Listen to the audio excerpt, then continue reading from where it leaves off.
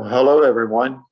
And I'd like to thank you for volunteering to serve on the steering committee for Town of Woodfin's Comprehensive Plan 2042. I know the name at this point is not very exciting. One of the tasks of the steering committee will be to come up with a more dynamic name for the plan. Here's what we're going to do today. We have quite a long agenda, but there will be opportunity for everyone to have input, because that's your role to guide this effort and to provide input to myself, Kenny, Adrian, and Glenda as we develop the plan in compliance with the desires and the comments of the citizens and residents of Woodfin. Our first thing is introduction. So what I'd like to do is just start, maybe we'll go in the order of people who are on my screen. So Will, you're the first one to be introduced, and give your name and your organization and background, and what's most important goal or outcome of this plan in your perspective. How do you define success? And then tell us what you can contribute. Well, it's all yours. Okay, thanks, Gerald. Yes, my name is Will Yiser. I'm the co-founder and executive director of the French Broad River Academy, located right down by the mill at Riverside on 1990 Riverside Drive. We have another campus, our South Campus, right next to Waldrop's Grocery. And if you drive along Riverside Drive, you've probably seen the school.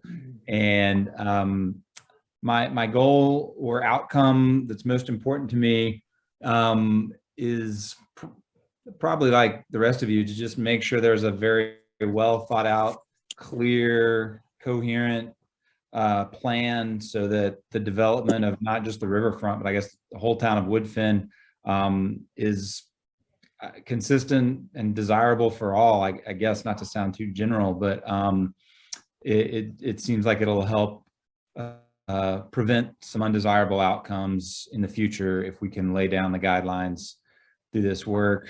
And success for this project, I think, would look like, I guess, some sort of survey or poll from the people of Woodfin in a certain period of time from now, to evaluate the look and nature of the development in Woodfin and what's happened over the last 5 or 10 years.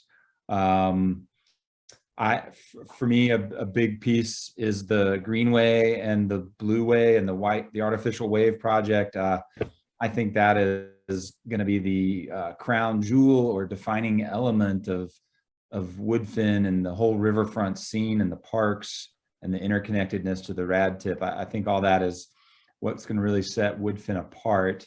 I don't think Woodfin's trying to replicate Asheville's food scene or art scene or music scene. That seems unrealistic, but I do think they can build upon this Greenway, Blueway idea that will, especially with the artificial wave, will really delineate Woodfin from anywhere else. I can contribute a lot of creative brainstorming ideas, clear communication with visuals. I've worked on a lot of committees and boards and things of that nature. So being a team player, and if there's any river specific needs related to technical aspects, like boat ramp installation and what is the bank going to look like in 40 years from now because of the flow type thing, I can provide some river specific expertise as well. Okay, thank you. Ken Kahn, you're next. Great, thank you. Ken Kahn. I live over across the river in the Olivet subdivision. I am the owner of an online toy company. We import toys from New York, and I won't go into my commercial for that. I could. The goals now for me are important in broad senses to try to future-proof Woodfin from a lot of things that are going to be happening on a national and global level. And in a nutshell, those have to do with the effects of climate change, not least of which will be climate migration and how that's managed. Woodfin, I think, can anticipate their share of that. Certainly Asheville will be a magnet because we're kind of a climate resilient area. And I think Woodfin with its own attractions will get their fair share of that. So it's going to be looking to strike a balance between reasonable and rational development and preserving the things that are special about the environment and the town. I also would like to see something happen around town center ideas, because I think that's vital for Woodfin to be seen in the most possible, most favorable light. My contributions to the project, partially just as a resident, I have 20 years in the advertising and direct marketing field, so I have a fairly good handle on communications to people in the public relations sense. So I think the steering committee seemed like a good place to be involved, because that seems to be one of our responsibilities. And that's it in a nutshell. Okay, thank you, Ken. Kenny, you're next. We'll let you. Hey, my name's Kenny Armstrong. I'm a 10-year Asheville resident, and I'm a community and transportation planner with JM Teague Engineering and Planning. We're the consultant team working with Adrian Eisenhower on this plan.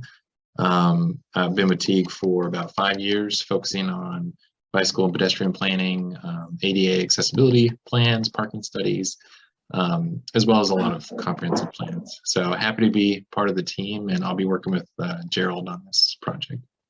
Okay. Judy, you're next. Yeah. Hello, everybody. I'm pleased to have been selected to participate in this important work. I have been a resident of Woodfin since 2010.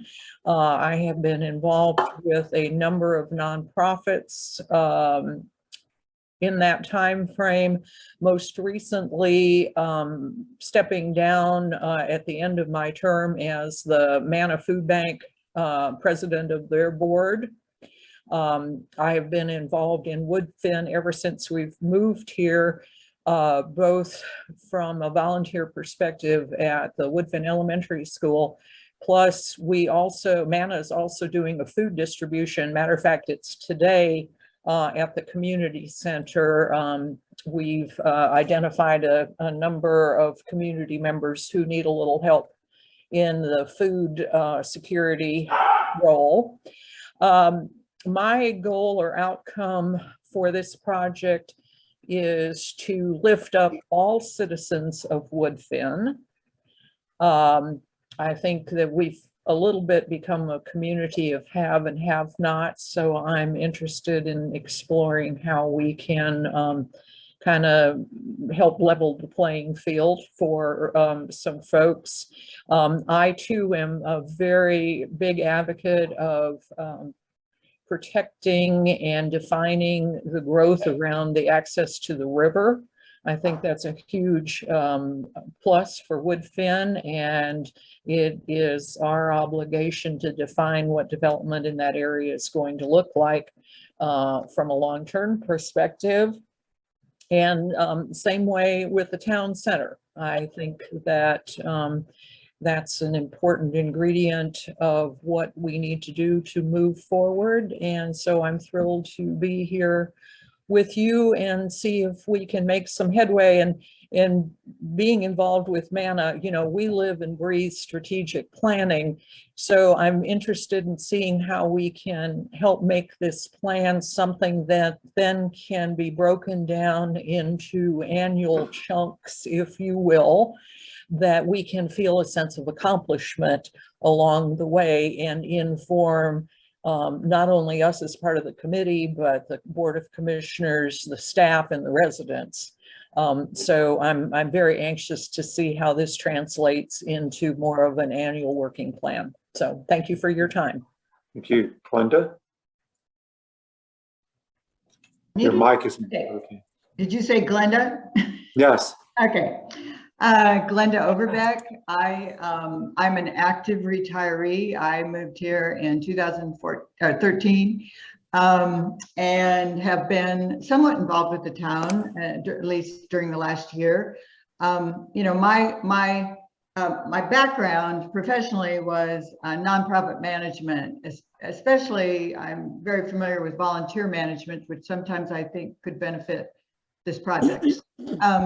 My goal, I guess, is to create something that is a guide and that could be used by especially our Board of Adjustment, Planning, which I'm also a member of, so that when some of the proposals come in front of them, they would use this guide as a way to, stop some of the predatory development that has been sometimes approved in Woodfin, sometimes not, but sometimes.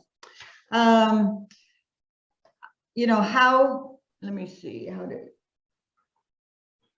how would I define success? To me, it's when the citizens of Woodfin feel pride that they live here and they're interested in getting involved and participating, which I know has been viewed as a problem. But I think if we build more community spirit in this town, we can achieve that. So what can I contribute to this project? One of the things I do as an active retiree, I do volunteer at Woodfin Elementary also, but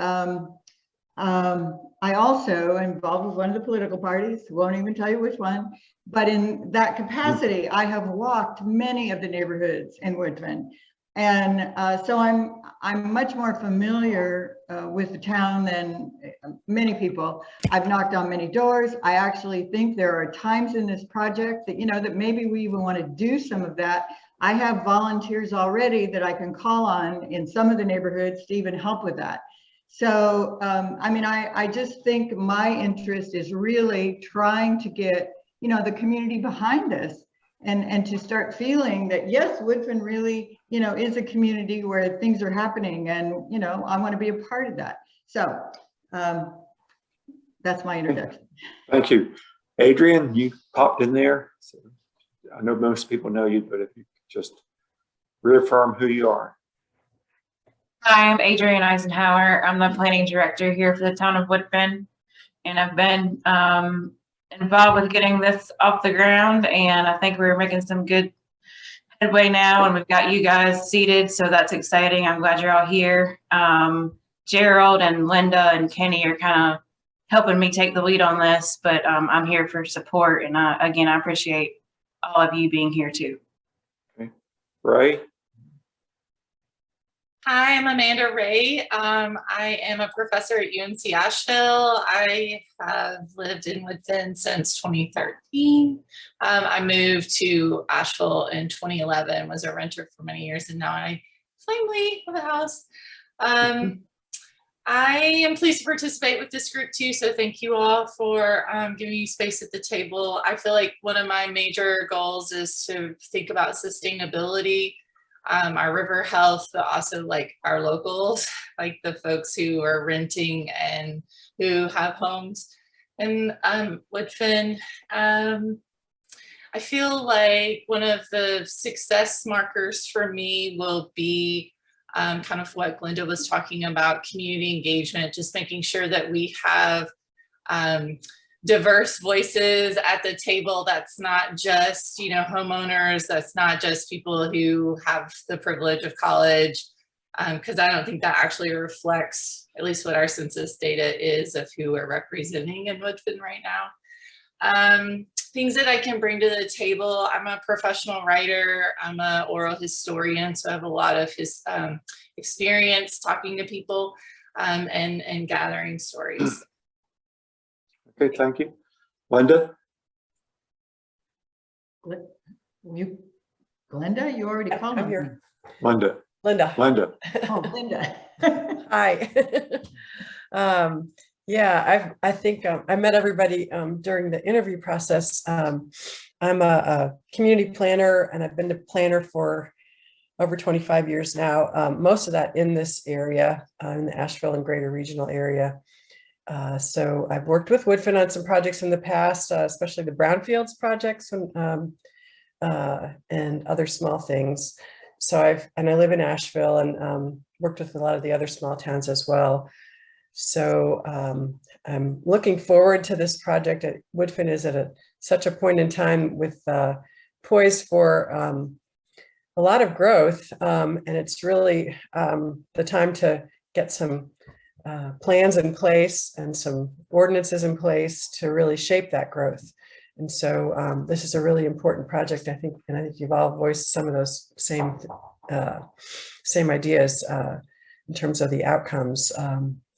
I think when I think about success for the project, I really think this is an opportunity to really hear from everybody.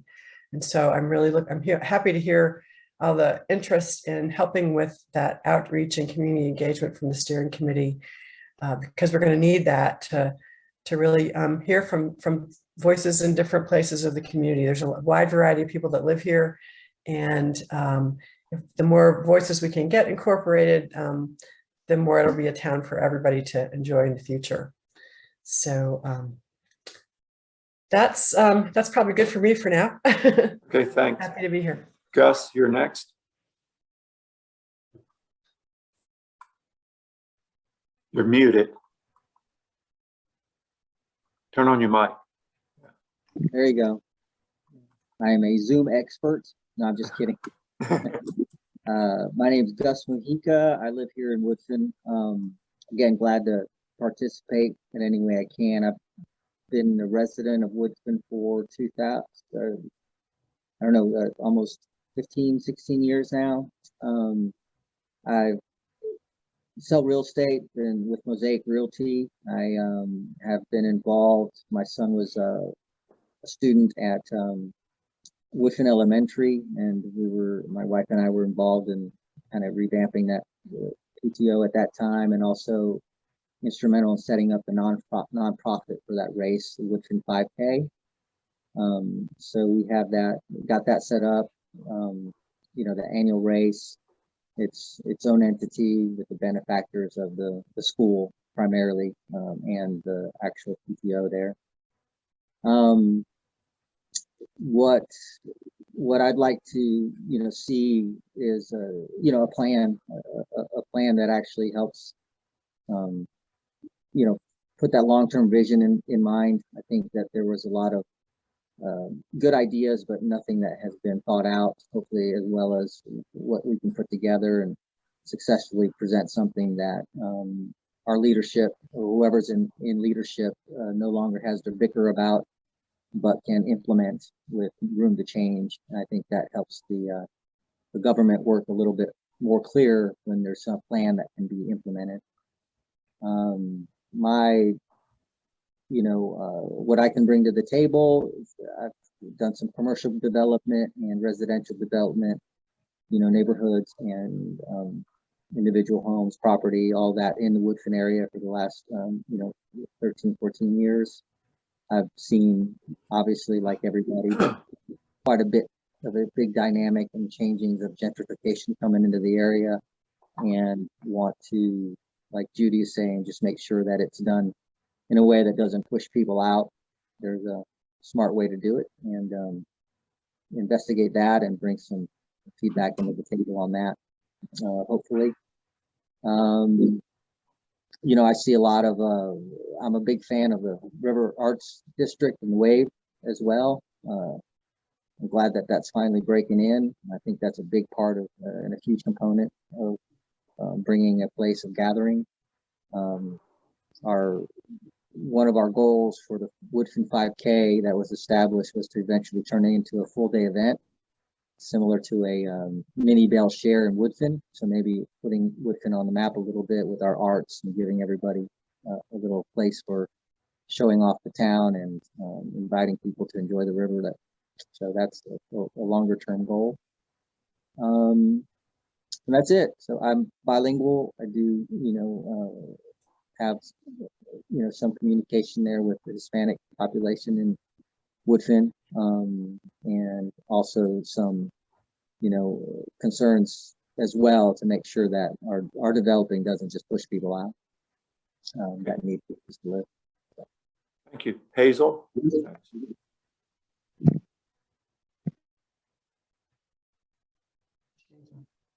You're muted. Okay, now can you hear me? Yes. Yeah, sorry about that. So my name is Hazel Thornton. I'm, for those who don't know me, I'm recently elected as a town commissioner in Woodfin, and I am your liaison to the Board of Commissioners. I'll be reporting to them at once a month at their regular meetings. And I'm looking at these great questions here. I have to say, I can't really add to the comments of the fine people who have already spoken. I'm thrilled about this board and what everybody brings to the table. And I want to work with you. If there's anything anybody needs, please let me know, and I will do my best to help. Thank you. Okay, Candace, you're next. Hello, I'm Candace Halatic. I'm also a transportation planner with JMT Engineering and Planning. I'm here as an extra set of ears to make sure that we catch all the information that you guys would like us to capture. And I'm excited to be here with you. Okay, thanks. Thanks, Candace. Ryan, you're next. I'm Ryan. I'm the town clerk here for Woodfin, so I'm just here to make sure we're following all the statutes, record keeping in the background, and help assist in any other ways that I can with the committee. And Ryan's been pretty brief there, but he's a great contributor to this. He's preparing the shared files, the Google Teams documents, and keeping all the information on the website. So he's a key element of this process, and don't let him understate his contribution to it. I have S. Powers, and I'm sorry, I don't know your first name.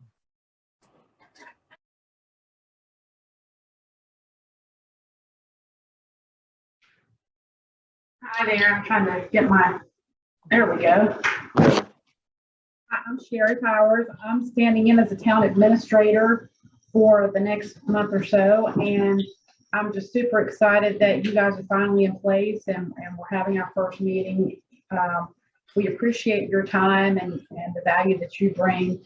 The results of this plan will impact Woodfin for a really long time. So we're excited and we value your time. This is an important task and we appreciate your contribution to the town. Sorry, I didn't recognize you, Sherry. It was the blank screen and the bumps on my head that have affected my memory. Anyone who has not introduced themselves? I guess it's appropriate that I introduce myself. And I'm Gerald Green. My background, I came to Brevard in 1982 as planning director, right after I received my master's in planning from the University of Tennessee. Worked in 1989, I came to Asheville, worked for the planning department for about 14 years, ending as chief city planner for the city.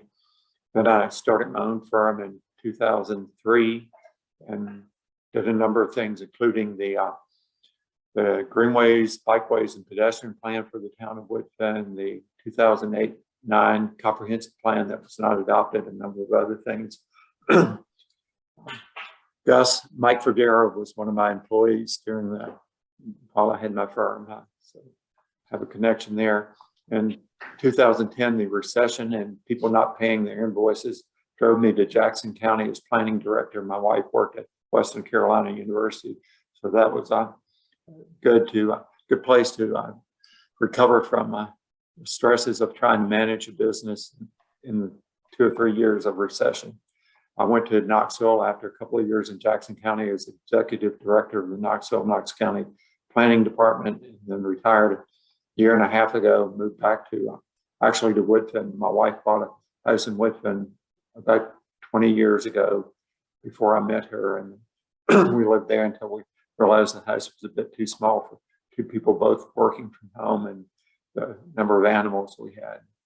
But we still have that house, and so I have a strong connection with Western North Carolina and with the town of Woodfin. Look forward to working with all of you on this. My goal in this project is that reflects the desires of the people of Woodfin and provides a clear path for the future vision that is developed by this. Okay. With that, we'll go to the next slide. One thing I failed to mention as we went over the agenda is that I know there will be questions, and please feel free to ask questions as I go through this. And Linda and Kenny will join me in the presentation, and Adrian also has a role. But there's also the last one of the final items on the agenda is open discussion. When anything that we have not addressed, we want to bring up, that discussion will certainly help inform us as we move to the next steps of the planning process. Let's see. Our goals and outcomes for today is first to gain a better understanding of the process for this project and the purpose for doing it. Define your role as steering committee members, discuss some of the background information that we've put together, review the public comments and that we've received so far, and identify effective public outreach methods, review the draft vision statement and discuss guiding principles for the plan, and then to discuss briefly the future land use map. See if I can minimize this a bit so you can see more of the screen.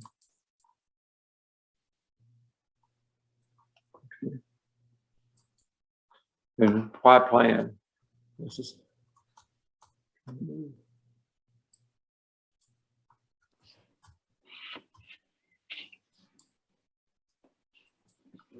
Now we can read this. I'll read all of the screen. The primary reason is to create a shared long-range vision for Woodfin. There's, with the development activity and the public involvement in some of that development activity, we've heard a number of voices to consolidate those different voices into one vision for the plan is a key element here. The plan will also point out methods to manage the growth and balance the different interests in the community, to leverage the location of Woodfin. Got the river, it's adjacent to the thriving city of Asheville. It has interstate access.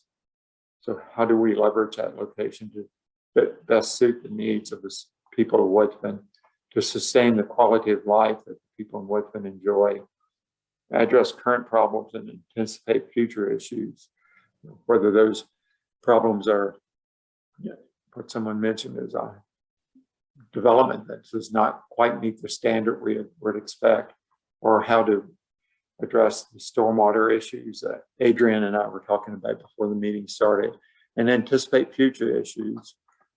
There was mention of people coming here as a climate refuge. How do we make this a welcoming place and provide for those future residents of Woodfin? And finally, to guide land use, zoning, and policy decisions. Based on recent state legislation, all zoning decisions have to be compatible with the future land use map, which is a part of this. So how do we create that map to best guide those future decisions? And the big question that we ask people is, what do you want Woodfin to be like in 20 years? And taking that input on that and consolidating it into that shared long-range vision for the community. The 2042 comprehensive plan, and again, we want the steering committee to consider a more dynamic title for the plan than that. The plan components will include a review of existing conditions and emerging trends in the community. We'll anticipate future land use and the most appropriate places for different types of land use, economic development. What type of economy do you want Woodfin to have? Is there a place for industry or in the community? What type of industry? How about small businesses? How do we accommodate small businesses and owner-run businesses as opposed to franchises and big corporate, national or international businesses? Transportation, how do we handle the various aspects of transportation and modes, not just vehicular, but bicycle and pedestrian and other modes of transportation? Transit has been an issue that's been mentioned in Woodfin for 20 years. How do we provide for transit in the community to cut down on the use of individual automobiles and to make the transportation throughout the town easier for a wide range of people.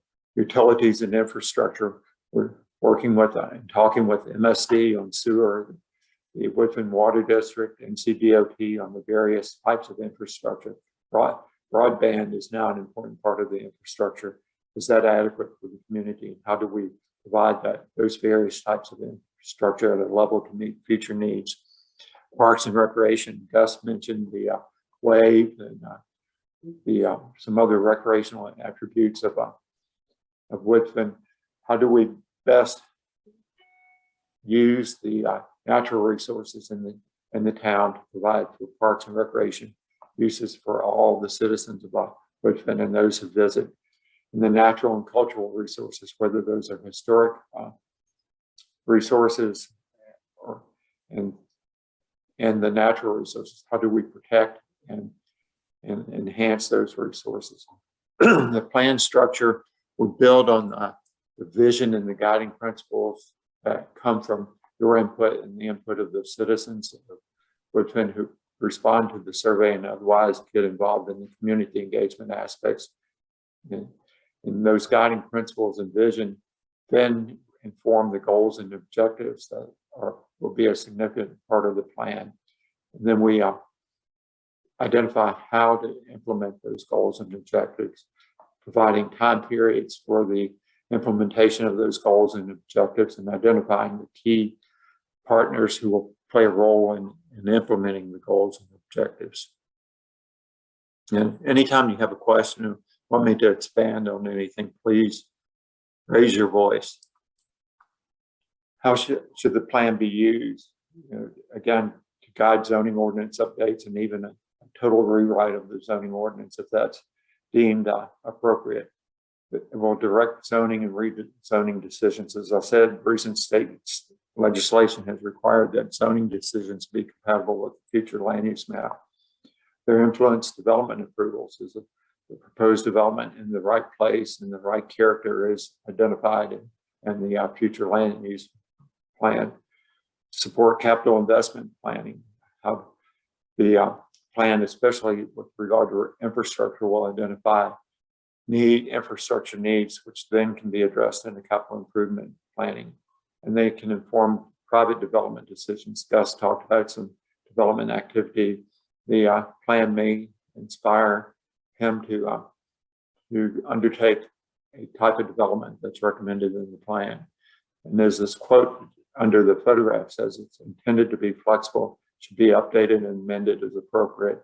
The plan itself is not legally binding, but again, because zoning has to be in compliance with the future land use map, there is a legal aspect there. And one of the key elements that's identified in this quote is that the plan has to be updated and amended because with the world changing at the pace it is now, it's difficult to plan for 20 years. It was a lot easier 40 years ago when I started in this profession to anticipate 20 years out. But even then, when I arrived in Brevard in 1982, I could never have imagined Brevard as it is in 2022. The role of the steering committee. Here comes your task. And I'm excited to be working with you after listening to the introductions that each of you gave. You're quite a diverse and dynamic group, and I think you'll provide us the guidance and the direction that we need. Again, I look forward to working with you. You will assist in steering the direction of the plan and serve as comprehensive plan ambassadors when you meet with your friends, your neighbors, you're involved in a civic organization or your church. Gus, if you work with the school, as you talk with people in any of those environments, please let them know about the comprehensive plan and how they can provide input. And that will help you carry out your role of assisting in public outreach, excuse me, and engagement. Again, I mentioned this a couple of times, provide inspiration for a plan name. You'll recommend a vision statement and guiding principles for the plan that will provide the foundation for the plan.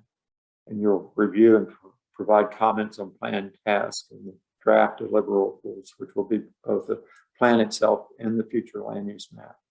Any questions about your role? Did you all understand that?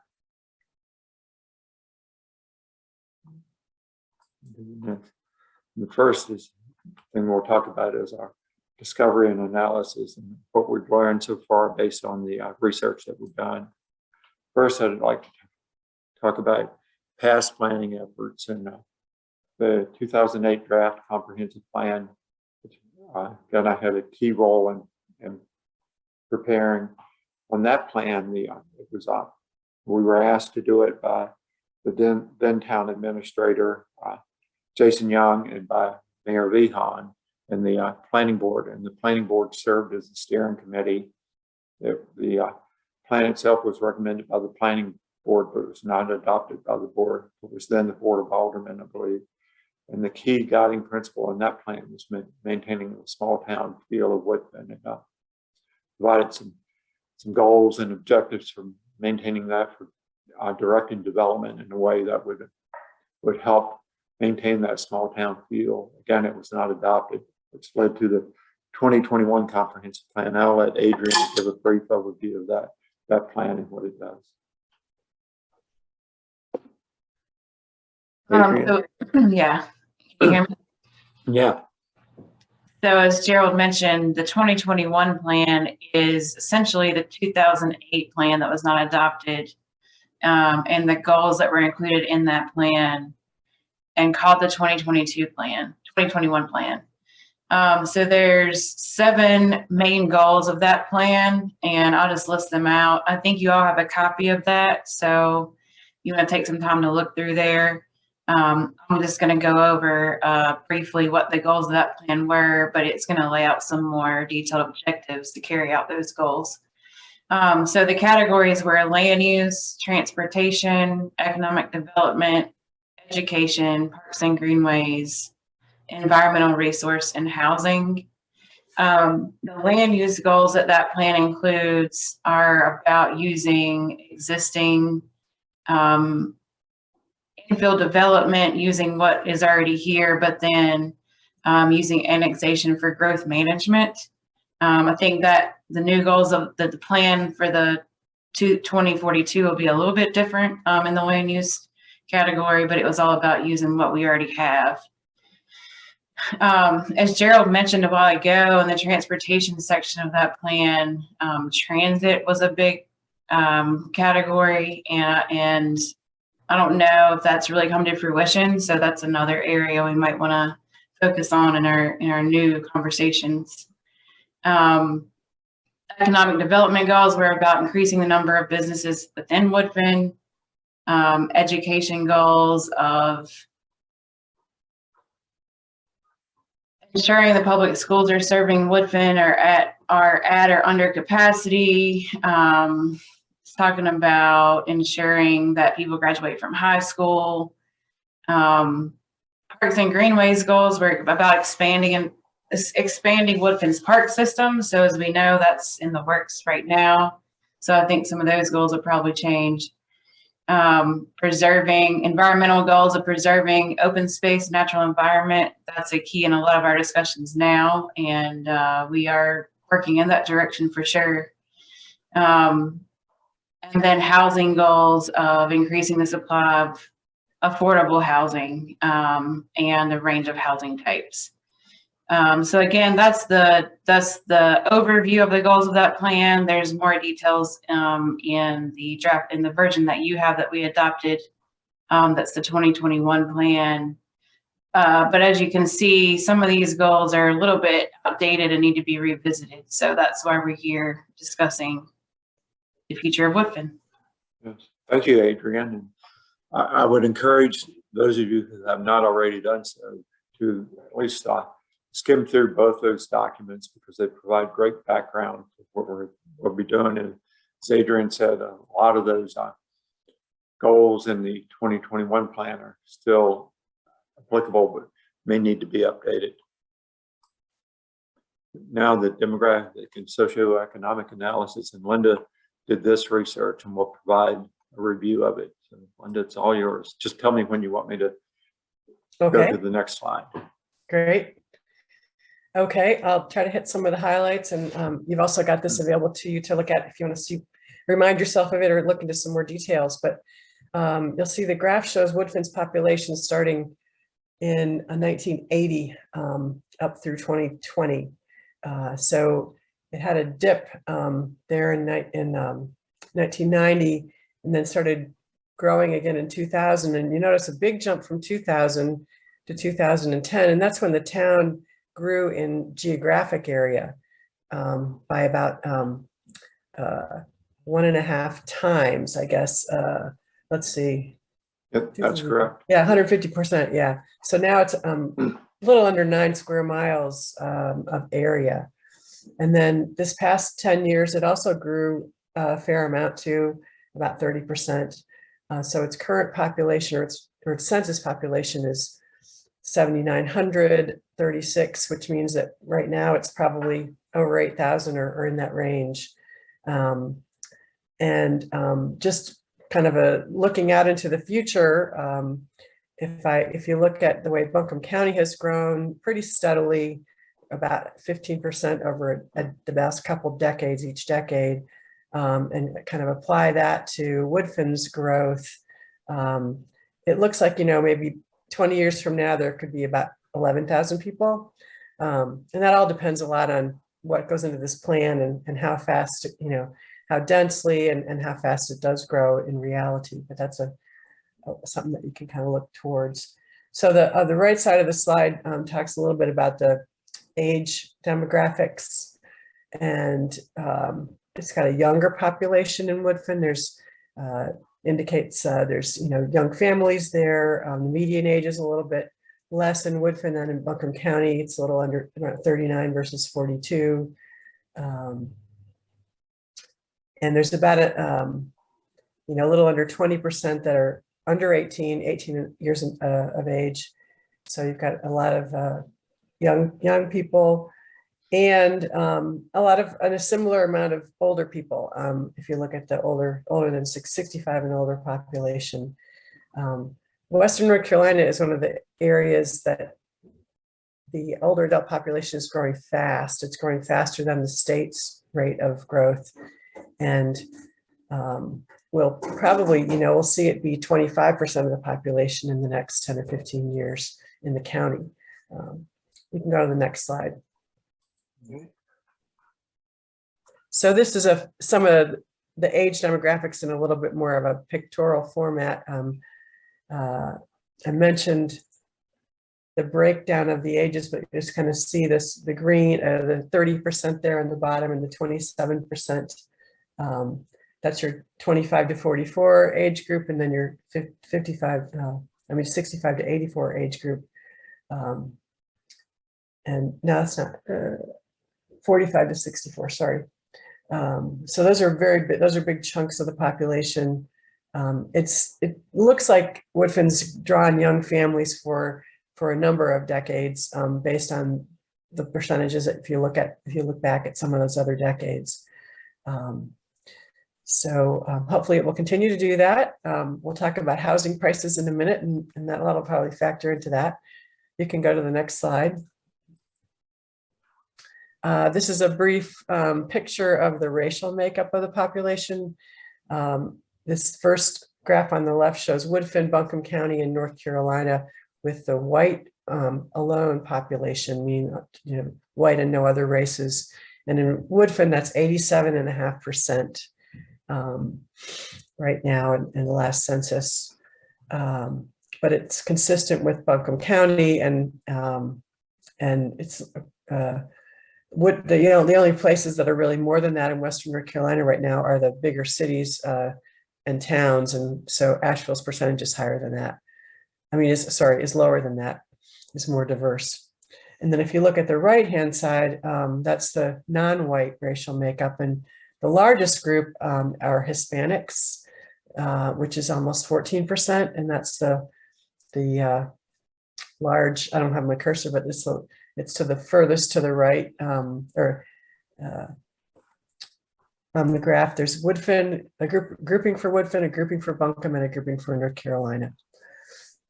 The next biggest group are Blacks or African Americans at 2.5%, and then all foreign-born people makes up 9.3%. So there's definitely some diversity here in a different way than some other places. And the Hispanic and Latino population is a very important part of Woodfin. Okay, next is median household income. You'll see Woodfin compared to Buncombe, compared to North Carolina, a little bit lower than both those numbers at 48,000, a little bit over that.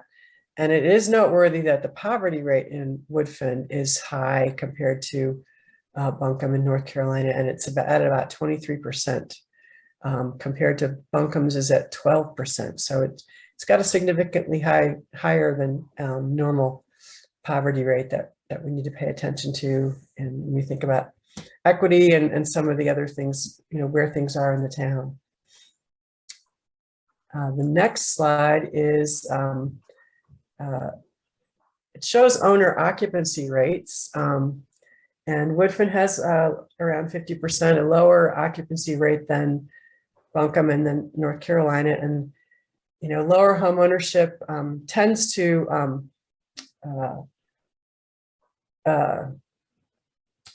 provide for, hence to mean there's more mobility. There's not as much stability in neighborhoods. And if you look at that, 74% of the residents in Woodfin lived in the same place as they did the year before. That's one of the questions they ask on the census. Whereas in Buncombe, for example, 87% lived in the same place as they did before. So there's a little bit more movement in and out of homes with the rental rate the way it is right now. And then I don't have this on a graph, but, related to this is home prices. And, we're all seeing the home prices go up very fast all around here in this area.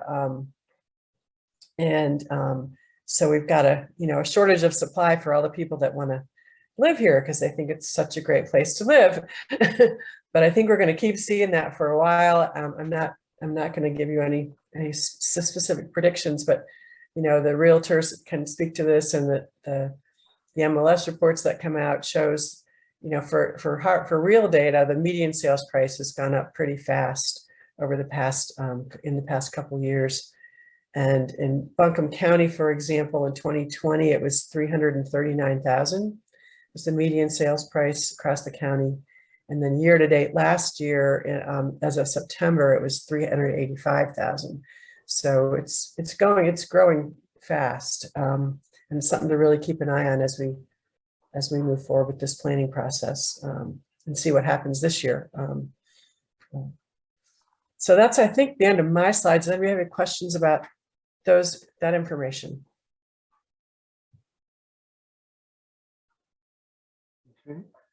Okay, thanks, Linda. On to the next, to maps. And this is background information which will help inform the future land use map, but also provides us with information regarding some of the natural aspects of the community, such as slopes and floodplains, but also human aspects, such as the infrastructure, such as water, wastewater, and roads. So we'll start first the zoning map to give us an overview of where different types of development would be permitted today under the zoning. And years ago, someone at the UNC School of Government, one of the land use experts, told me that if you did not have a future land use map, then the zoning map effectively acted as the future land use map. So we can see the various districts within the town of Woodfin with the current zoning, and this will be a key element, background element, as we go into the comprehensive planning process, particularly the future land use map. This is floodplains with the river running through Woodfin and a couple of streams. There is some flood area, but it's not a significant impediment to types of development. The federal flood insurance program prohibits development in the floodway and permits development in the flood fringe if that development is elevated above the base flood elevation. It gets pretty technical. Again, we've got, as you can see along the French Broad, there's certainly a floodway and floodplain, and then this is Beaver Dam Creek. I forgot which creek this is, coming down from basically the Baird Cove area. There's some restrictions on development in certain areas along the floodway. Certainly a key element as we look at the redevelopment along the French Broad River. The town itself, is faced with the challenge of how to deal with the building in the floodway at the side of the Silverline Park. So as we call for redevelopment along the riverfront, we have to be cognizant of the restrictions because of the floodway.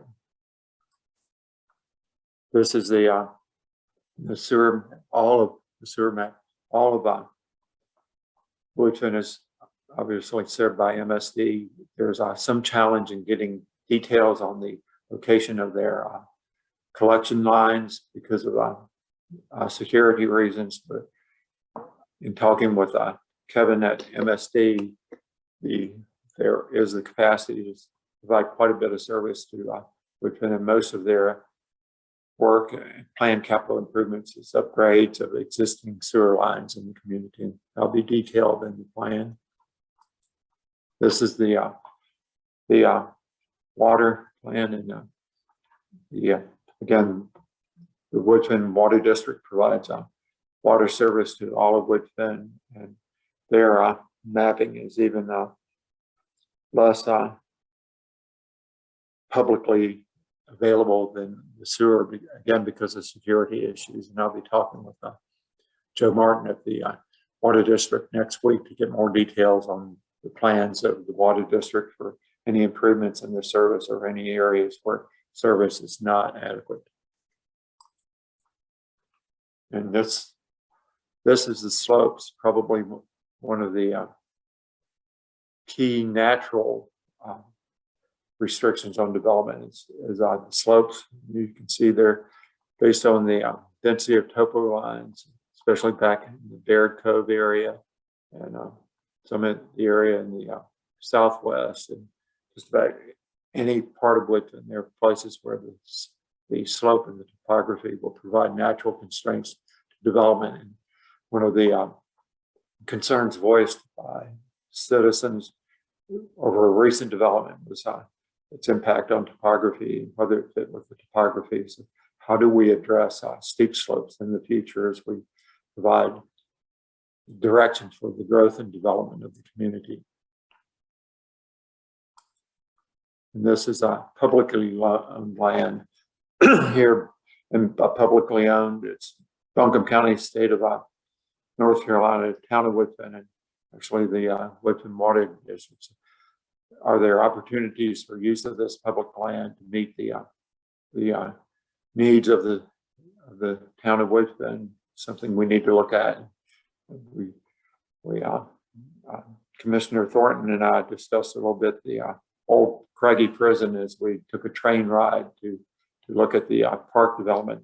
How are there opportunities to work with the state to better use the old Craigie Prison and some land around it, or are those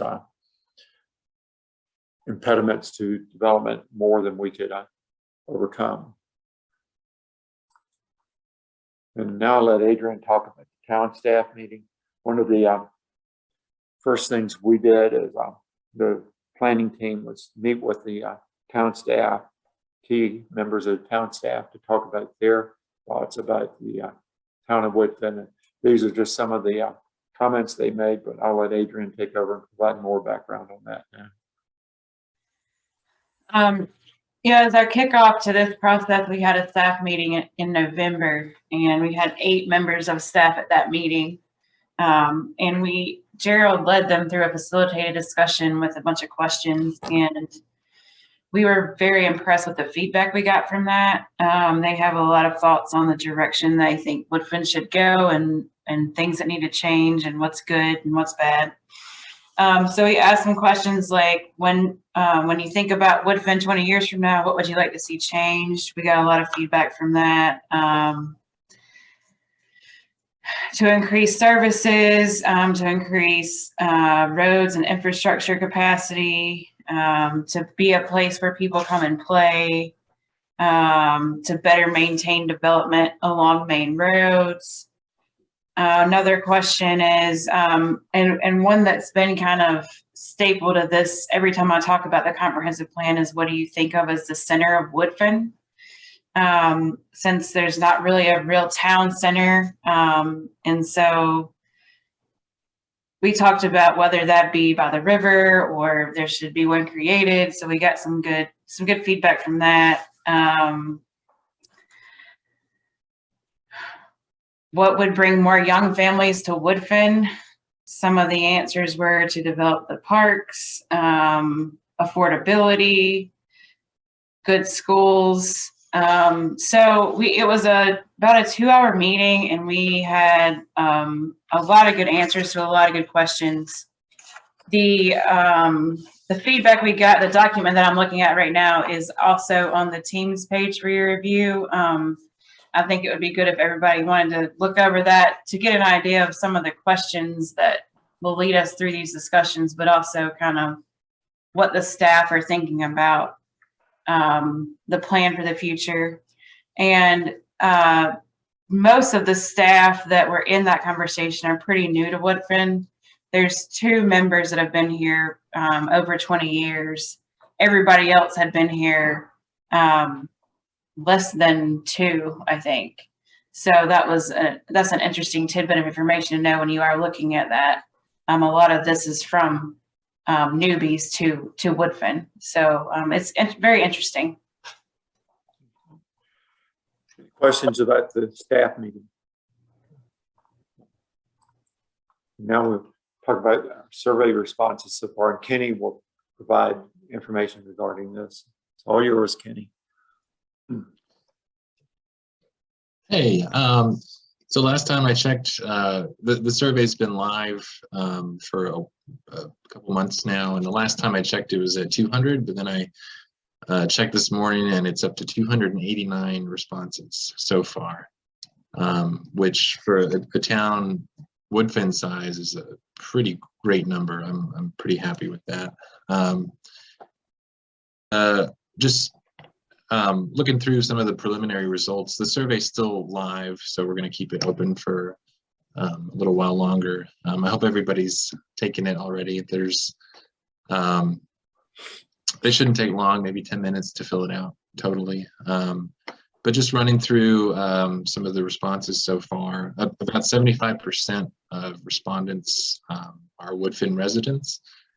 The breakdown is pretty good in terms of demographics.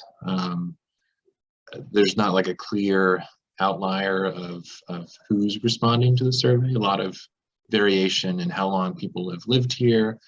The age range is good, although we talked a little bit internally about reaching out to the schools and trying some younger folks engaged.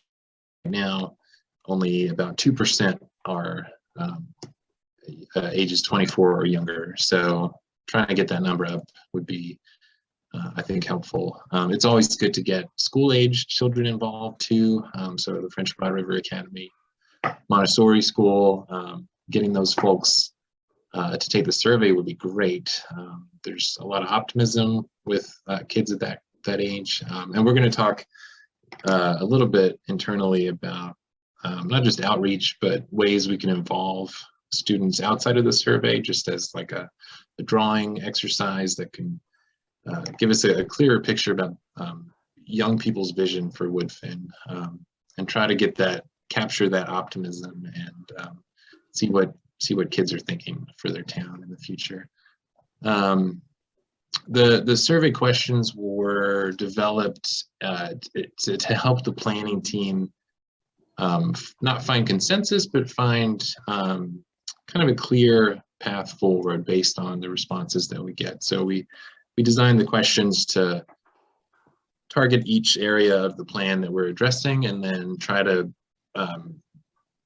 figure out what people are thinking in terms of each of these elements, what their priorities are overall, and then for each of the elements, which, as Gerald and Adrian have pointed out, include economic development, infrastructure, transportation, parks and rec, community development, and then kind of an overall big picture priorities. And so far so good. We're really happy with the responses, but we're going to keep it live and work with you all to help spread the word about the survey and get as much feedback as we can on the front end, because that helps you, the steering committee, steer us in the right direction, and gives us gives us the tools that we need to put the plan together. So I'm really happy that we've gotten so many responses so far, and we're just gonna keep going. Okay. Any questions or comments regarding the survey? Thanks, Kenny. And public engagement. And Glenda, I prepared our community engagement plan, so I'll let her take over here. Okay.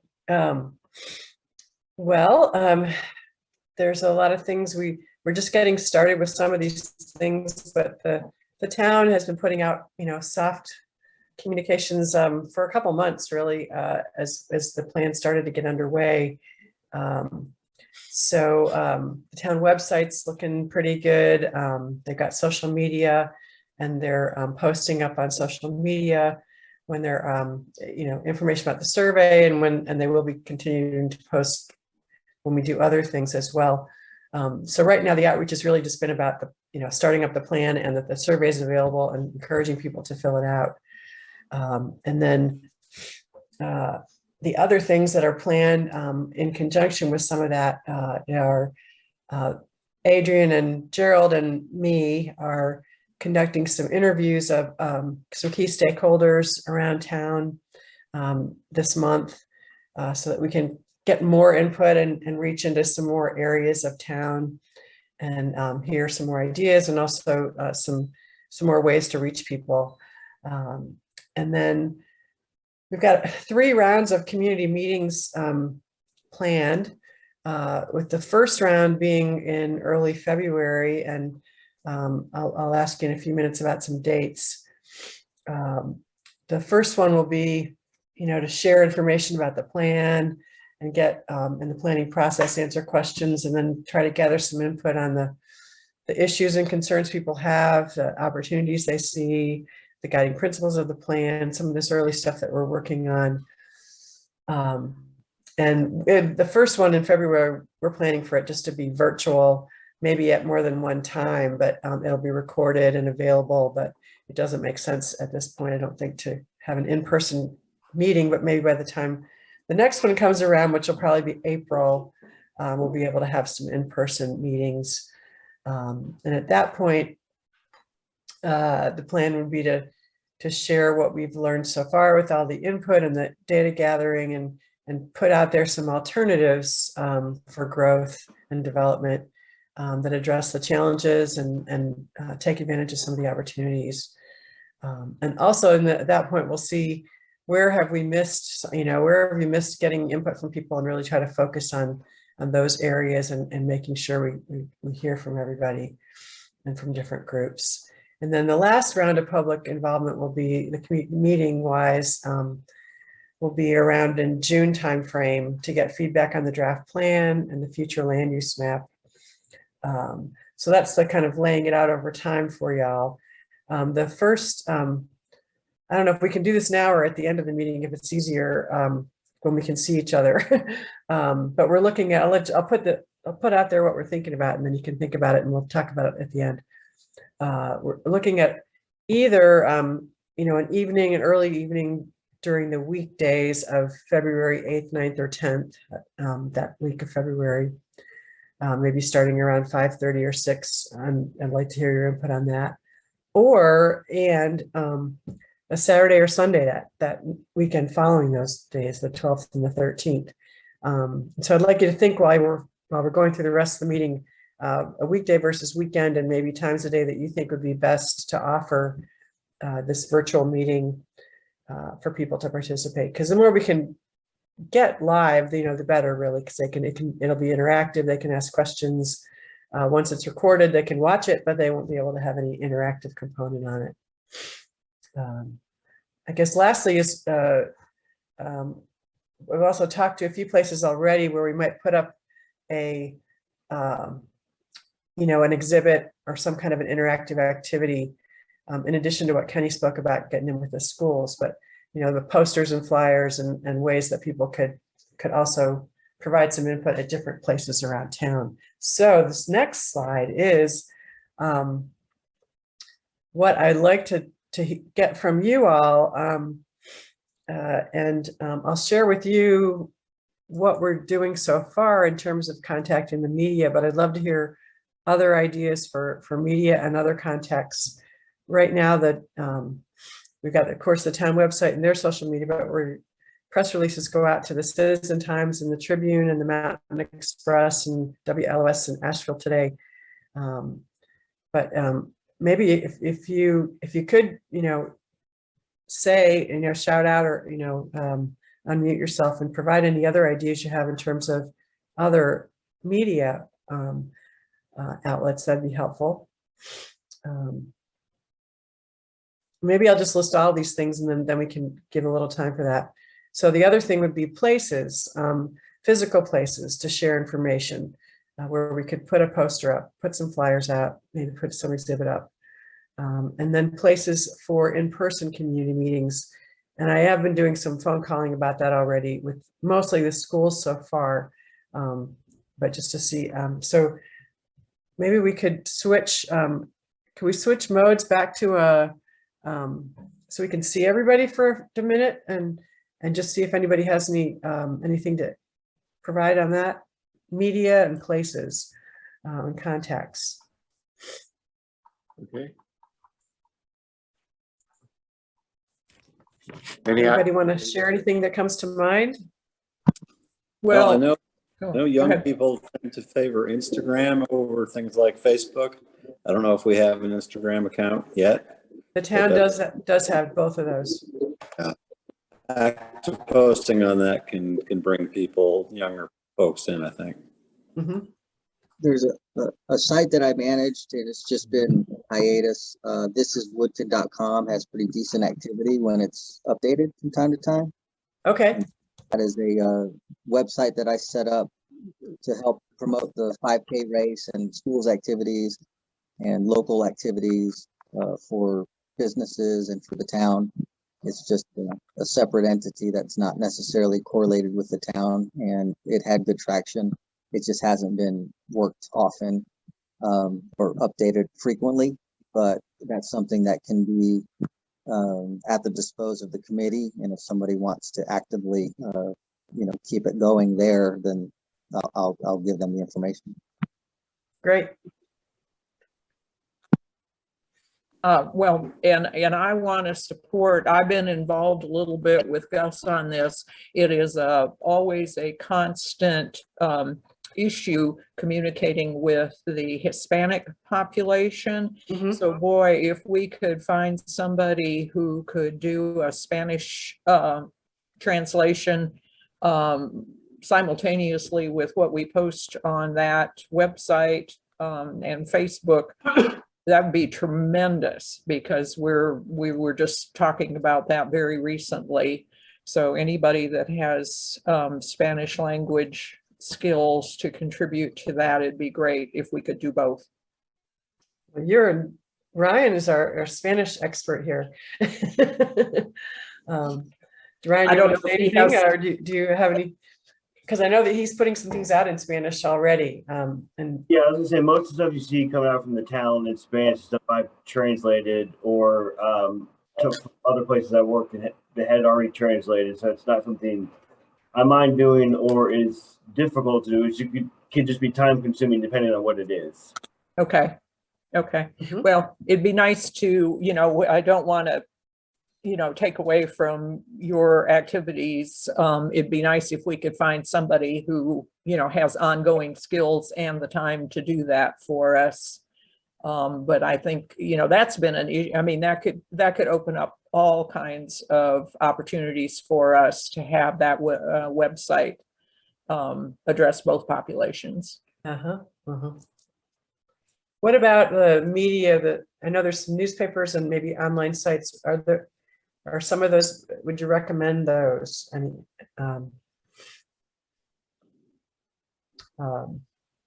they're just not coming to mind right now because I haven't seen them recently.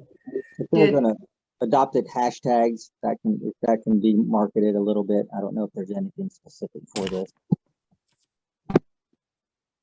Ryan reminded me yesterday of a list we have from a member of the Parks and Greenways Advisory Committee that's in the communications world of local media outlets that we could utilize.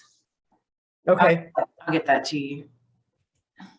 Yep. On a hyper local level, I know some neighborhoods are using things like WhatsApp or Slack in our neighborhood, things like that, that you can, I mean, that's pretty micro targeted.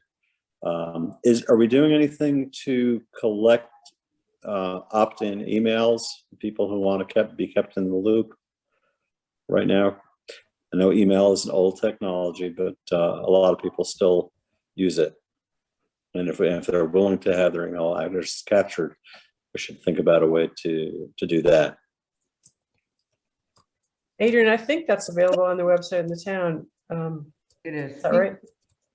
People sign up all the time with Ryan to receive stuff. Wouldn't that give us their emails? I mean, I don't know how many have signed up, but I get stuff all the time saying that, this meeting's been posted. That would be the best way for us to keep up with it and make sure everybody that's interested gets the information instead of having two separate lists of people. Right. Right. To a certain extent, I'm just, what is it that we are offering in exchange for their email? What do they want in order to give up their email? Just to keep informed or to be engaged? Just something to think about as a way to collect that willingly. It's typically to be just stay informed of what's going on in the town. Most of it is about our public meetings that we're having. So to stay informed and engaged. Do we know how many people have signed up for those to receive that, Adrian? Do we have any idea? Ryan would know better than I. We actually don't have access to the list of people that subscribe to our news alerts. Oh no. It's set by our web host. That way, I guess we can't go in and manipulate addresses. I guess it's just a security measure. I can ask them. I've asked them before and they've given me the information. So if we want to know either the total numbers or specific items, I can ask the question and get the answer. That's surprising. Okay. But we just wouldn't know who it was necessarily. Yeah. When Okay. we get to warmer weather, outdoor spaces, there's a covered pavilion in the Olivet community that can be reserved. And it's pretty nice. It's right by the river. So for public meetings, that might be a possible venue. Just something to put in a placeholder on. Okay. Great.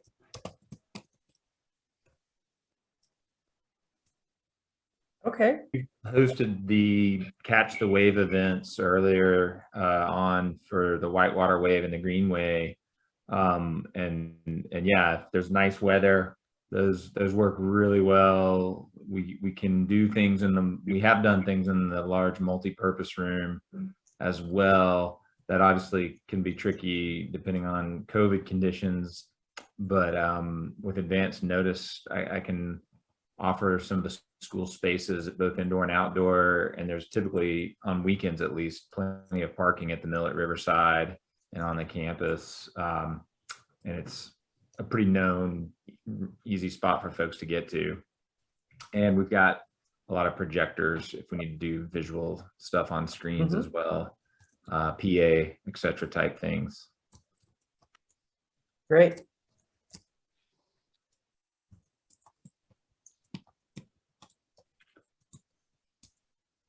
Okay. Is there any sense in trying to coordinate anything with the Buncombe County planning process in terms of outreach? I mean, to a certain extent, we hope that they align with what we're doing. And full disclosure, I'm on the Buncombe Planning Board, so I'll be up to speed on what's going on there. But I didn't know if that presented any communications opportunities. I see what they're doing in their community outreach stuff, but yeah, Adrian, do you want to mention this? I mean, I think we want to try to work together with them so that we are promoting, the town is promoting the county's planning effort and the county is sharing information about the town's planning effort. But we may need help being effective at that. And you're on the planning board and not the steering committee, correct? correct. Okay. Yeah, and maybe Adrian's been meeting with the planning director some, so. I was kind of waiting until we got a little bit more into our community engagement plan and follow back up with them to see where they were and coordinate that way. But I'm open to all the communication we can get about working together. Yeah, maybe we should try to probably circle back with them, and I'd be happy to meet with you and them together to talk it through. And Hazel's got her hand up.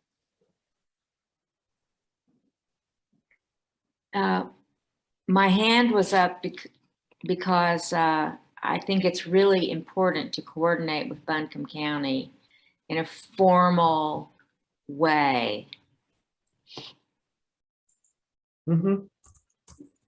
Anything else I would say would be repetitive to what Adrian has said, but should we establish a point person, or what would that look like? Ken, do you have any specific ideas? You're on the board at Buncombe. How would you best facilitate? I don't yet, just it occurred to me that this is. Okay, and that's fair enough. I think that should be a priority. I have direct contact with the planner in charge of the coordination of the community engagement for the comprehensive plan for Buncombe County, and I am in contact with her. We have not started our end of the community engagement, and I was kind of waiting on this meeting to get that really flowing. Yeah.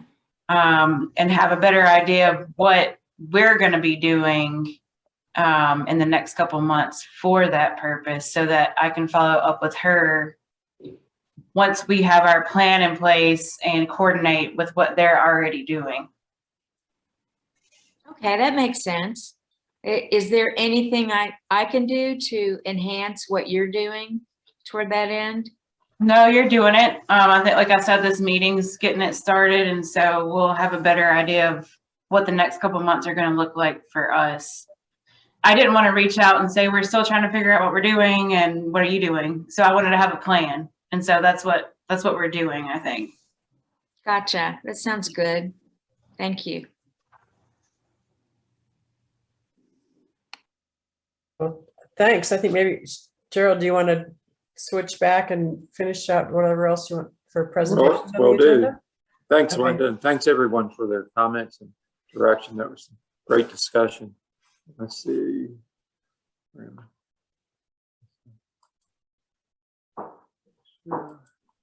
have to give me a minute to get back to the slide we're on.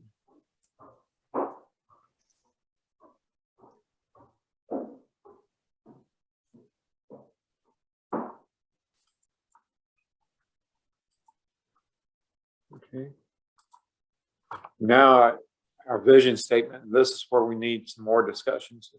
And look at this. This is what we've drafted, and this is the work of Adrian, Linda, Kenny, and myself. And as for a vision statement that would guide the plan and be the keystone of the plan. And I'll read it out. I know you can, but I'll read it. And so you can hear what it sounds like from a different voice. Woodfin is a dynamic town with a strong creative population that embraces its small town character, respects the natural resources that define the town, supports and encourages the success of local businesses, and fosters artistic creativity. So now I'd like to hear your comments, your thoughts regarding that draft vision statement and how we can revise it to better reflect the vision you think this plan should have for the future of Woodfin. So any thoughts or comments, please start talking. And I'm trying to think of a way to see your faces while we also look at this. And to be honest, I can't think of how we could do that because I'm not a technological advanced as Ryan or some of the other folks. If anyone knows how we can do that, let me know. Hazel's being so nice, lifting her hand. Okay. Hazel, what are your thoughts? You're muted. Okay, so I unmuted my microphone. Oh, lower hand. Okay. Gerald? Yes. I'm not a techie either. So I love this vision statement. I wouldn't change a thing. Well, thank you. You're welcome. I hate to disagree, but okay, it hasn't captured what Judy Butler was talking about. Not that you'd put in haves and have-nots, but it doesn't capture that we, have housing or, available for, all families or people. I don't know. I don't have the right words, but to me, you've left out the people part. Use businesses foster artistic creativity. Where do you mention creative population? I don't know. To me, you're not stressing that we have residences or housing or something available for people from all walks of life. And while I'm at it, I'm also, on one of your original slides, Gerald, when you were mentioning the focuses, you didn't have housing in there specifically mentioned. And I didn't know if you intended it to be in some of the more general statements, but to me, that's a big missing piece. Okay, thank you. I'm thinking of how we would address the people in the housing in the vision statement. Housing will certainly be, an affordability of housing will be Yes. a key element to address in the plan itself. And working, I think, am I understanding correctly, you want affordable housing or a range of housing addressed in the vision statement? Yeah, there's a lot of hands up, so maybe they have the words. Judy. I agree, and I might suggest, this is Sherry, sorry, adding after in the very last part of the sentence, after the word businesses, add a quality affordable housing or similar wording, and fosters creative artistic creativity. With a vision statement, it's supposed to be very short. It's not supposed to cover every aspect of your priority list. That's more like a mission statement. When I was taught about vision statements, the key, they said to just make sure it'll fit on a t-shirt. If it won't fit on a t-shirt, it's too long. So just something to keep in mind. Okay, thanks, Sherry. I also just want to say as a writing teacher that I think it might be best for us as a committee to all, we've seen it, now let's give us some space to think about it. Like, I don't think we can come up with a language in this meeting. Like, I'm going to need a little space to think about it. And so we have this fabulous a Microsoft Teams technology where we could create a document where we just have this statement, and then maybe we could all write our own little revision of it, or something that we think needs to be in it that's not already in it. And I do agree that with our professional here, that it's supposed to be a little shorter. It's not a mission statement, right? It's like a vision statement. So, Okay.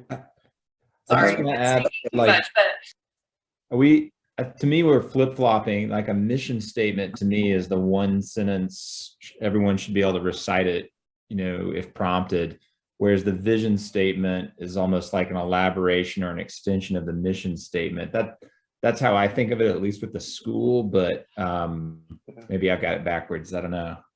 No, Oh, I thought it was too, Will. I agree with Will. That's what I thought it was. Yep, But it's been a long time since I took a writing course. Yeah. I agree with Amanda that you don't want to edit by committee, but I do think getting some ideas on the table here is not a bad idea. And then, of course, you can all submit our ideas. I do think what people are getting at is something along the lines of what's missing is a commitment to, and pardon this because it's kind of an overused word, but commitment to equity in housing and economic development, economic opportunity. And I think those are what the comments I've heard so far seem to say, that we're not, that is missing from what the town wants to be, is that commitment to equity. Okay. However it's wordsmith, and I definitely don't want to, I don't want to write by committee. That's hard. We've got a professional writer with Amanda. What I think might work is kind of what she suggested, sort of like a Microsoft team type document where people can put ideas or concepts down, and then I would, not to, you know, nominate Amanda, but I think she could perhaps eloquently capture those concepts in a way that just flows really nicely. And you know, that way everybody can have a voice, and then one or two people could be charged with sort of synthesizing it and re-presenting it to the committee to kind of get another round of feedback or whatever, and kind of hone it or green it down to exactly what sounds best. But the document's on the Teams page already, so you can access it that way now. And if you want to name somebody to be in charge of that, that's fine. But I just want to let you know that it's already on the Teams page for you guys to access. Great. And I was actually working on it earlier, and it should be set where everybody can edit that. So you just want to be respectful of other people's space and don't delete someone else's idea. But without, I didn't mean to jump the gun there, Amanda, but would you be willing to do that process if we have like a period of time to capture some ideas like equity, housing, and other things, and then you sort of try to synthesize it? Or always happy to offer my thoughts, but I don't really feel like I have capacity right now. My school just started yesterday for me, and I'm doing homeschooling with a child, so I don't feel like I can synthesize everybody's ideas at this, but it would be really nice to see them, and I'm happy to offer feedback. I'd be happy to try to synthesize them, and you know, I'd have the assistance of Glenda, Adrian, and Kenny. I just volunteered them for that also. But I'd like to set a date when we could get it done. Would a week be enough time for all of you to think about it and provide some comments so that the planning staff team can then take a look at it and try to synthesize those ideas?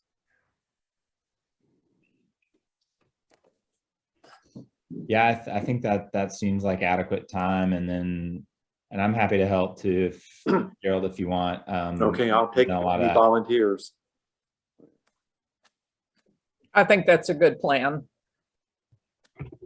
So you want input by Monday? How about we'll get Tuesday, by next Tuesday, if you provide input, and that would give us, and the staff team will spend the rest of the week and try to have a new vision statement by Friday, if that works. Yeah, and just FYI, next Monday is a national holiday with Martin Luther King Jr. So Tuesday is probably a good day for that. Yeah. Well, one thing about being semi-retired is I can say like with the character in Downton Abbey, what's a weekend, but also what's a holiday. We'll have it, but if you could have it in by Tuesday, then we'll spend the rest of the week, the staff team working on it. And my goal will be to have a revised vision statement to all of you by the end of the day, Friday of next week. Want us to send that email or some our thoughts by email or on work group? That's a good That's question. the thought was go to the existing vision statement document, Microsoft Teams platform, and you should have edit ability, and you could just, you know, type your name, hyphen, and then put your comments, ideas. So basically the Microsoft document is the landing spot versus 9 emails or whatever. And as long as people don't delete other people's work, that should work well. Yeah. Okay, so we're just amending that document as it sits, adding our name to it. That's correct. Sounds good. I'll volunteer, Gerald, if it's okay. I'll go in that document and make a box that says Gus and a blank box next to it, and do that for each committee member name. And that way everybody's got a defined space, because if we all start editing the current existing sentence, that can get really messy really quickly. But I think the idea is kind of the brainstorm, and then Gerald, you and I can try to synthesize, or you can do whatever works best. Okay. But I think that sounds good. And you and I can work together to synthesize, and we'll call on Adrian, Linda, and Kenny for their comments too as we synthesize. Yeah. Thanks. Any other thoughts or comments on the vision statement? Those comments and that volunteering to assist, I greatly appreciate. Can we safely assume that if you don't comment, then we're okay with that as it stands? Yes. Okay. Just a couple more slides here, and then we'll open it for general comments. This is basically the plan structure that I've talked about a couple of times in this. And the vision statement would describe how the community wants Woodfin to look in 2042, and it is an overarching view. The guiding principles that we'll be working on would support the identified vision and define the land use values and priorities of the community. And they would act as an ongoing measurement tool and make sure we stay on track. Those guiding principles would keep the staff on track as we draft the plan, and would be used by you to measure our success at building a plan or drafting a plan that complies with the vision statement. Then the goals and objectives are those things that direct the town to implement the comprehensive plan, and they're more tangible. And as we get into those, as I said earlier, we'll identify the key actors in implementing each of those goals or achieving each of those goals and objectives, and also timelines. We'll have short range, medium range, and long range goals with the people responsible for implementing those goals and objectives, and maybe some direction on what needs to be done to implement them. Any questions on the plan structure? Okay. Next steps. The staff team will wrap up the discovery and analysis phase. As Linda said, we've identified stakeholders in the community that each staff team member will has been assigned different people to our stakeholders to interview, and we've got our questions. We're working on our questions, and we'll wrap up the survey, compile the results, and once the plan vision statement and the guiding principles are endorsed by the steering committee, we'll take those on to the planning board and the commissioners for adoption. and continue the community engagement, and any thoughts that you have on how we can reach out to a broader segment of the community, and work to ensure that the underrepresented members of the community are involved. And our steering committee meeting number 2 is tentatively scheduled for, and we have questions here because the dates that we have tentatively identified, and I'll pull up the week of the February 7th, with the 9th, 10th, or 11th. Yeah. I don't know how you feel about meeting on Friday. Maybe we look at the 9th and 10th as tentative dates for your next meeting. What are your thoughts regarding the next meeting date? Would those dates work? The 9th and 10th of February, is this time a good time, the 2 o'clock to 4 o'clock, or do we need to adjust the time? Any thoughts or comments regarding that? Gerald, we also talked the other day about the 14th. Yes. I mean, the 15th, sorry. 15th, that's right. Don't want to mess up people's Valentine. Right. Or either of those days are probably okay to talk about too. Any thoughts or comments? I personally would prefer the 15th. I have a conflict on the 9th, but I'm open on the 10th. I know it's hard to get everybody at the same time. I appreciate that. Can somebody clarify what we're trying to do? Like make an appointment for our next meeting, either on Thursday the 10th or Tuesday the 15th? Are those our options? Yes. Can I vote for the 15th? I'm out of town basically that whole weekend for a conference. I leave on the 9th and I return on the 15th. Okay. 15th is the Board of Commissioners date. Not that means that wouldn't work, but if we could do earlier in the day, that would be better for town staff. Early the 15th works for me. For 10 o'clock on the 15th, working folks? Yeah, either day is fine for me. Sure, yeah. Same here. I'm wide open on the 15th right now. Okay, let's plan on the 10 o'clock on the 15th. Okay. We all sent out a calendar invite like yes. this. Okay. Yeah. Yes. And at this point, we'll plan to have it Zoom. I'm hopeful that someday we'll all be able to get together and actually talk face to face again. Yeah. Okay. Now, any questions and general discussion and ideas or thoughts that you have? Are there things we have not covered you'd like to have addressed, or do you have additional comments? With that, I'm going to say thank you. And Gerald. yes. Yeah. Just I want to circle back around to see if there was any input on dates for the community meeting, which would be a virtual meeting.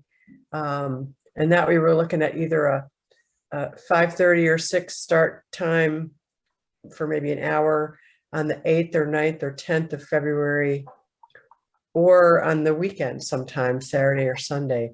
So I'm curious if there's some preferences or thoughts on week versus weekend, or any of those days versus, that seem might be better days. This would be for the wider community.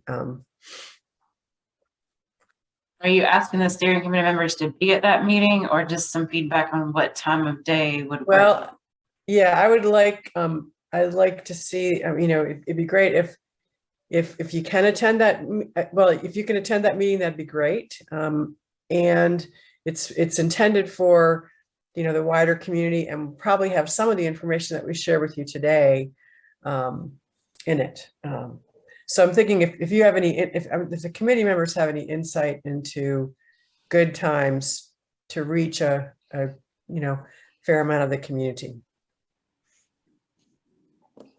I would think in the evening, like 5:30 to 6:30 type window, so that people that work can attend.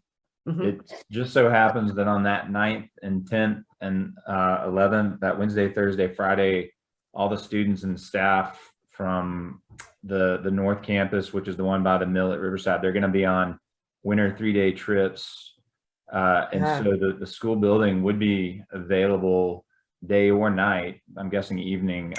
If we wanted to use that multi-purpose room, it'd be warm. Of course, we'd have to look at COVID conditions and determine if it's safe for a large gathering of that nature. But I would offer that just because that the school happens to be empty and there won't really be any operations going on here. I think that's a great idea. So I would lean towards having it one of those nights at 6 o'clock or so. I would say Wednesday or Thursday night would be better than Friday night. Yes. Shoot for Wednesday night, middle of the week. Yep. I have a conflict. That's okay. That's okay. Okay. We don't need everyone there, but if you Yeah. can make it, please come. And if you can't, or whether you can or can't, just let everyone you know about the, I appreciate the offer of the use of the school. I think that would be great. I agree. Yeah, I have a conflict on the Wednesday. Would, So, well, just to clarify, I think you said the 9th and 10th and they'll. So I threw out Wednesday the 9th just to go midweek, but the 10th is an option if that's better for any reason. Okay. Gerald, the 9th is the Parks and Greenways at 3. I don't know if that would be a problem. Or that, and setting up maybe thanks. Yeah, I just saw that on my calendar too. So maybe the 10th would be better because the I'm a member of the town's Parks and Greenways Committee, and those meetings usually go till about 5, so it would make it tough to shift gears. Yeah, Thursday the 10th should be fine, and I'd say pencil it in because there's nothing else on our calendar. Is this a moment where we want to do any communication with Spanish-speaking families? Like, do we need to do any outreach to them or anything? Is this a meeting that we want to try to have all attend or? Ideally, if we can get everything, if we think we're going to have some, we could get somebody, some lineup for translators or interpreters. Yeah, I can do a base level if it's not very complicated terminology or language. I can and I have translated before, and I certainly we work with a lot of the Hispanic families during our summer camp, the tuition-free summer camps we do with the Woodfin Elementary kids, and we could easily contact those families. I know, but happy to do what we can to try to get as much representation there as possible. There is a network that I can contact that basically has something like 100 text message capabilities to those families. So once the meeting is set, if we know somebody can translate, I can help get the word out. That's great. And I think once you have the information set, probably several of us have email networks. Right. Stations, and we'll get the word out that way. Right. Yeah, we'll provide the blurb, the details that that you would need, just to forward it on to other folks. Yeah, and depending on attendance, if there's a group of, I don't know, say like 8 to 15 Spanish-speaking people present, it's almost easier to just meet with them separately, go through the same slide deck or presentation in Spanish versus trying to do it in real time like you'd see on a presidential broadcast. Yeah, and rather than a real-time interpreter. So I'd be happy to facilitate that meeting. If okay, great. Thank you. That's great. I think Gus mentioned he's experienced in that as well. So I think between the two of us, we could do that. Awesome. Yeah, your Spanish will probably be better than mine, but I will definitely help any way I can. We've got a lot of Spanish speakers here, so that's great. I can enlist some staff if needed. I don't imagine the turnout would be that level, but that's an area we got a lot of depth in. All right. Well, we'll follow up with you on that, and we can plan on that and get information out to folks soon.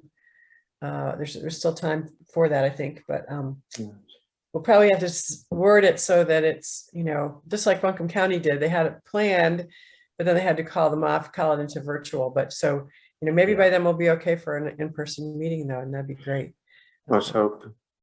Yeah. Yeah, and we'll have to, of course, watch the weather. February can be dicey, but Yeah. at least Mhm. plan it so it can happen. Give me an hour to I'm 99.9% sure, but let me just run it up the flagpole with a couple more folks to just triple check that that's good to go, but I don't see Okay. anything on my calendar. Okay. So Great. I'd say put a placeholder there and I'll confirm in probably an hour. Great. Okay. Thank you, Will. Yeah. Just a question, Will, this is curiosity. Who's your outdoor activity instructor? Young man? Wait, I'm sorry, what? Your outdoor activity instructor? Or? We have an outdoor program director that's Yes. in charge of all. So there at the boys program, it's Dave Clark, who's Okay, lives on Pelzer. Yeah, that's down the street from the house we have. He's a Yeah. very Nice. He is very a nice. Woodson resident. Yeah. And then the girls outdoor program director is Ann Hersman. I just know Dave from You see living Dave, down. big red Yeah. hair. Yes. Nice. You have some good staff there. They're hardworking, good folk for sure. But yeah, no, excited to support the community and do our part. Any other thoughts or comments that we haven't addressed?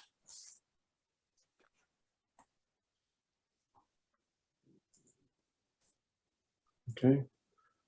Well, unless there's something else, I would say thank you and look forward to working with you as we move forward on this endeavor. I'm excited about it, you know, with my ties to Woodfin for many years and seeing the potential for the future. It's great. Having the opportunity to work with all of you is very exciting for me. Thank you. Have a good rest of the day and take care. Yeah, thanks. Thanks. Thanks. Yeah. Bye.